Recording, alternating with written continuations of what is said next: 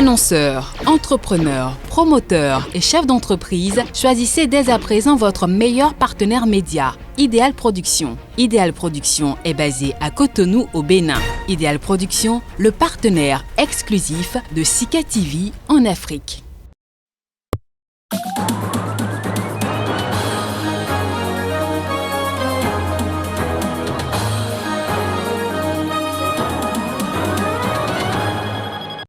Deux figures de l'opposition au Rwanda ont dénoncé le silence du président français sur la question des droits humains dans leur pays.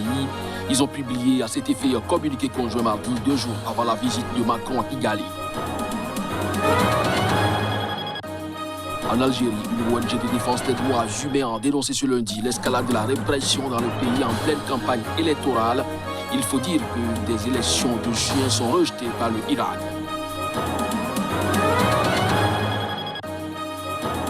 L'ancien casque bleu éthiopien originaire du Tigré, région du nord de l'Éthiopie en proie à une guerre civile depuis novembre, ont demandé l'asile au Soudan. Ils disent craindre pour leur vie s'ils retournent dans leur pays.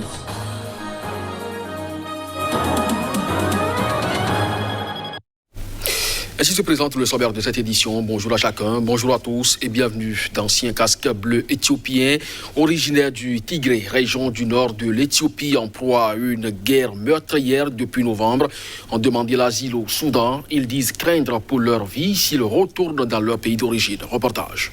16 anciens membres des forces onusiennes de maintien de la paix devaient initialement être rapatriés depuis le Soudan vers l'Éthiopie voisine. La mission conjointe de l'ONU et de l'Union africaine au Darfour Minuad s'étant terminée le 31 décembre. Mais début mai, les Nations unies ont annoncé que 120 anciens casques bleus de la Minuad avaient demandé la protection internationale.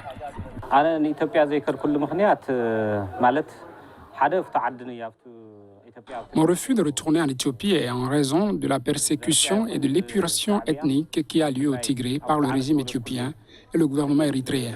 Je ne soutiens pas le régime en Éthiopie.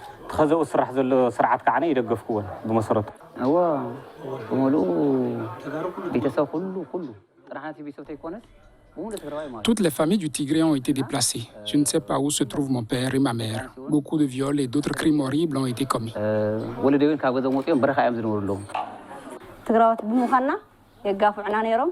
Nous sommes issus du peuple tigréen. C'est pourquoi ils nous ont persécutés et nous ont dit que nous étions des agents du Front de libération des peuples du Tigré. Donc si je retourne en Éthiopie, ils me tueront ou me tortureront. C'est le sort qui m'attend si je rentre dans mon pays. C'est pourquoi j'ai demandé l'asile au Soudan. Donc j'ai choisi de demander le statut de réfugié.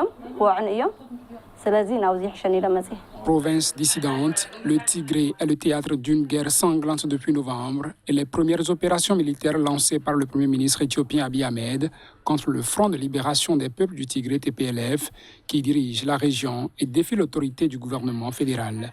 Le conflit a poussé environ 60 000 personnes à se réfugier au Soudan, pays en crise économique et en pleine transition politique depuis la chute il y a 2 ans de l'autocrate Omar el-Béchir. Toujours au Soudan, la justice a condamné à mort ce lundi un commandant de l'organisation paramilitaire des forces de soutien rapide RSF pour le meurtre d'un manifestant lors d'un rassemblement pro-démocratie en juin 2019. L'information a été donnée par l'avocat de la partie civile. Un tribunal constitué de 3 juges a reconnu l'accusé, un commandant des forces de soutien rapide, coupable d'homicide volontaire et l'a condamné à mort par pendaison. Toutefois, l'accusé, Mohyedine Mohamed Youssef, a encore la possibilité de faire appel de cette décision. L'information a été donnée par Mahmoud Al-Tchek, avocat de la famille de la victime, Hanafi Abdel Chakour. Ce dernier est mort renversé par un véhicule lors d'une manifestation le 3 juin 2019 à Omdurman, ville jumelle de Khartoum, après la dispersion meurtrière le même jour d'un sit-in devant le quartier général de l'armée dans la capitale. La répression de ce sit-in a duré plusieurs jours et fait au moins 128 morts, selon des médecins liés au mouvement de protestation. Des milliers de personnes avaient occupé les lieux pendant plusieurs semaines, demandant le départ du président Omar el-Béchir au pouvoir depuis 30 ans. Après sa destitution par l'armée en avril 2019, ils avaient poursuivi leur action pour réclamer la mise en place d'un pouvoir civil jusqu'à ce que l'évacuation sanglante y eût mis fin. Une commission d'enquête a commencé fin 2019 à examiner les conditions du démantèlement meurtrier du campement installé par le mouvement de contestation populaire pour le sit-in devant le quartier général de l'armée, mais n'a pas encore rendu ses conclusions.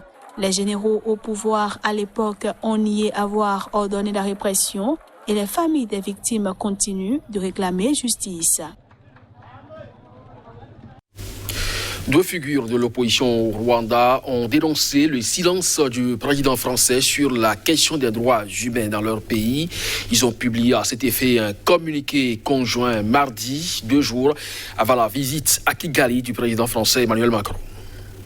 Il est clair que le président Emmanuel Macron ne discute plus des sujets qui fâchent le Front patriotique rwandais, FPR, qui dirige le pays d'une main de fer, accuse Victoire Ingabire et Bernard Ntaganda. Emmanuel Macron n'hésite pas à fustiger publiquement des régimes dictatoriaux, mais demeure silencieux devant le règne autoritaire et les violations des droits humains du régime rwandais, poursuivent-ils. Dès lors, pour le président Emmanuel Macron, il y a des bons et des mauvais dictateurs. L'opposition interne rwandaise déplore cette politique macroniste et rappelle que cette visite ne peut être un succès pour les peuples français et rwandais que si elle remplit les conditions suivantes: demander une ouverture démocratique au Rwanda, demander le respect des droits humains au Rwanda. Le président français est attendu jeudi dans la capitale rwandaise, une nouvelle étape de la normalisation des relations entre Paris et Kigali, empoisonnée durant des décennies par l'attitude de la France face au génocide des Tutsis de 1994. Le président se rendra au mémorial du génocide à Kigali, où il prononcera une allocution qui devrait, selon la présidence française, être marquée d'une solennité particulière avant de se rendre à la présidence pour s'entretenir avec le président rwandais Paul Kagame. La question du rôle de la France avant, pendant et après le génocide des Tutsis du Rwanda a été un sujet brûlant pendant des années et a même conduit à la rupture des relations diplomatiques entre Paris et Kigali entre 2006 et 2009. Les militaires maliens mécontents du nouveau gouvernement annoncé par les autorités de transition ont arrêté le président et le premier ministre lundi. Un coup de force qui secoue le pays déjà plongé dans une série des années durant une crise profonde. Reportage. Le président et le premier ministre de transition, Bandao et Mokhtar Ouane, ont été conduits sous la contrainte par des soldats au camp militaire de Kati, près de Bamako, dans un apparent coup de force après la formation d'un nouveau gouvernement. Le Premier ministre avait indiqué plutôt avoir été emmené par des militaires. Des hommes de Goïta sont venus me chercher pour me conduire chez le président qui habite non loin de ma résidence, a dit Mokhtar Ouane dans un bref échange téléphonique avec l'agence France Presse, en faisant référence à l'homme fort malien, le colonel Assimi Goïta, actuel vice-président de la transition. La mission des Nations Unies au Mali, la communauté des États ouest-africains, l'Union africaine, la France, les États-Unis, le Royaume-Uni, l'Allemagne et l'Union européenne ont affirmé dans un communiqué commun leur ferme soutien aux autorités de la transition. Ils ont rejeté par avance tout fait accompli, y compris une éventuelle démission forcée des dirigeants arrêtés. Dans le gouvernement annoncé par la présidence de transition, des militaires détiennent toujours les ministères de la Défense, de la Sécurité, de l'administration territoriale et de la réconciliation nationale. Ces événements sont survenus quelques heures seulement après l'annonce d'un nouveau gouvernement que dominent toujours les militaires, mais dont ont été écartés des officiers proches de la junte qui avaient pris le pouvoir après le coup d'État d'août 2020 et dont Assimi Goïta était le chef.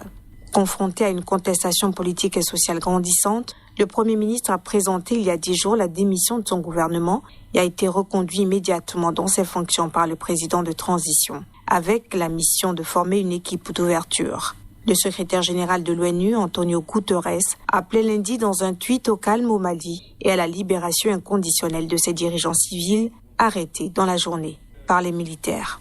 Selon des diplomates, le Conseil de sécurité de l'ONU pourrait tenir une réunion d'urgence dans les prochains jours sur la situation au Mali. En Algérie, une ONG de défense des droits humains a dénoncé ce lundi l'escalade de la répression dans le pays en pleine campagne électorale pour les législatives de juin 2021. Il faut dire que ces élections sont rejetées par le mouvement de contestation, le Irak. L'escalade de la répression avant les législatives en Algérie a été dénoncée par une ONG. Vice-président de la Ligue algérienne de défense des droits de l'homme, Saïd Lahi a déclaré que par le recours à l'escalade de la répression qui touche le Irak pacifique, le pouvoir montre l'échec de sa feuille de route politique et son incapacité à offrir une solution à la crise qui secoue le pays. Selon lui, 62 personnes ont été placées en garde à vue vendredi dernier dans 7 préfectures dans le cadre de marches ou tentatives de marche. Parmi elles, 9 manifestants ont été condamnés par un tribunal de Skikda à 1 an de prison ferme. 24 ont été placés en garde à vue par différents tribunaux et les autres attendent de connaître leur sort après la prolongation de leur garde à vue ou sont dans l'attente de leur jugement. Les élections législatives ont déjà perdu toute crédibilité et légitimité du fait qu'elles se déroulent sur fond de fermeture du champ démocratique et médiatique, le verrouillage de l'espace public et l'étouffement de la parole libre, a ajouté Saïd Salih.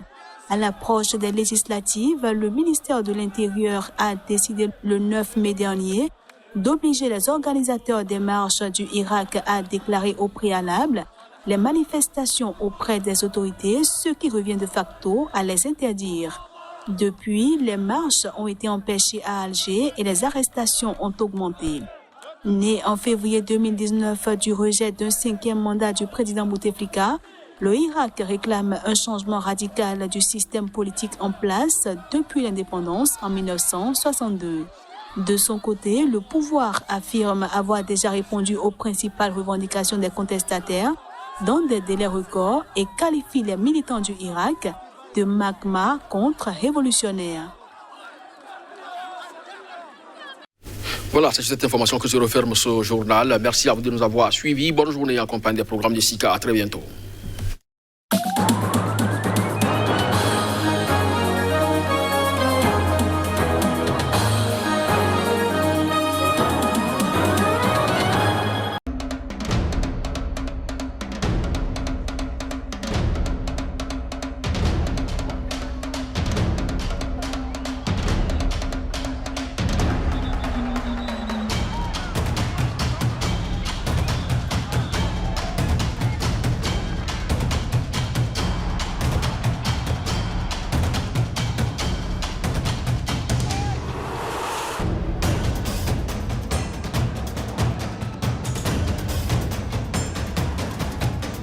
If they want to get you